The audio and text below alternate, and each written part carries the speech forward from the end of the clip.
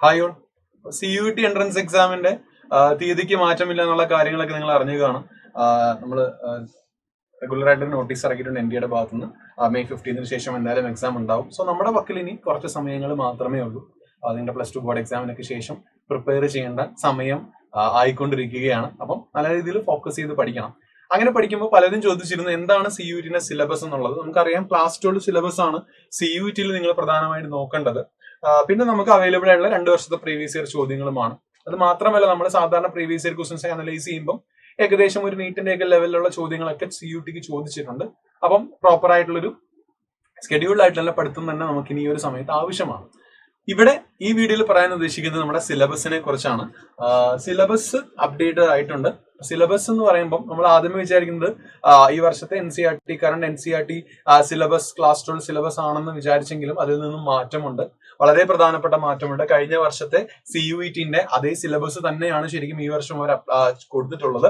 For example ഞാനിവിടെ സയൻസിലെ ടോപ്പിക്കുകൾ just syllabus ആയിട്ട് കാണിക്കാം. ഫോർ എക്സാമ്പിൾ നിങ്ങൾ ഫിസിക്സിന്റെ കണ്ടു കഴിഞ്ഞാൽ ഫിസിക്സിൽ നമ്മുടെ സ്റ്റാർട്ട് ചെയ്യുന്ന ഇലക്ട്രോസ്റ്റാറ്റിക്സ് തന്നെയാണ്. ഇലക്ട്രോസ്റ്റാറ്റിക്സും അതേപോലെ തന്നെ potential and capacitance, current, electricity, magnetic effects and magnetism, EMI, AC, EM waves, optics നമ്മൾ പഠിക്കുന്ന കാര്യങ്ങളാണ്. Dual nature, atoms, nuclear, electronics and electronic devices. പക്ഷെ ഇവിടെ നമ്മൾ അറിയുന്ന ഒരു കാര്യം, സാധാരണ NCERT നിന്നും എടുത്തു കളഞ്ഞ ജംഗ്ഷൻ ട്രാൻസിസ്റ്റർ എന്ന് പറയുന്ന സെക്ഷനും അതേപോലെ തന്നെ കമ്മ്യൂണിക്കേഷൻ സിസ്റ്റം എന്ന സെക്ഷനും ശരിക്കും ക്യുവെറ്റിന് CUET എക്സാമിനുണ്ട്.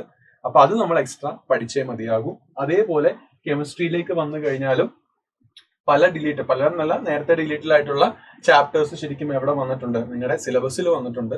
സോ അത് ശ്രദ്ധിക്കണം. അപ്പൊ നിങ്ങൾക്ക് സിലബസ് കുറിച്ചുള്ള ഡീറ്റെയിൽ ആയിട്ട് അറിയാൻ വേണ്ടി നിങ്ങൾ exams.nta.ac.in/CUET-UG എന്ന് പറഞ്ഞ വെബ്സൈറ്റിലേക്ക് കയറാം.